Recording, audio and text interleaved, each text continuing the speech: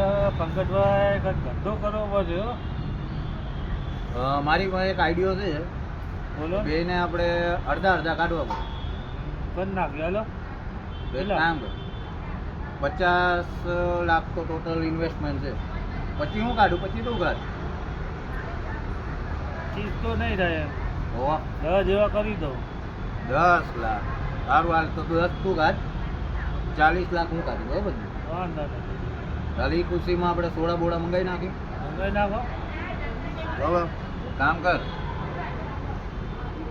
હાલે, સોડા લેતો આવ. તારા તું પડી ગઈ તું લઈને આવ જા. વાંધો નહીં.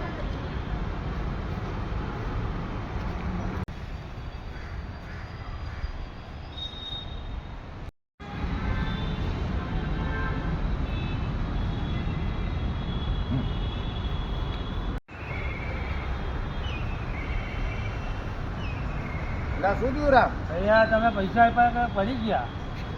એટલે શું વાત કરે? 100 રૂપિયા આમાં હતા. ધંધો આયરે કરવો છે. 100 રૂપિયા રિક્ષા સાથે 40 લાખ રૂપિયા ખર્ચ્યા. હા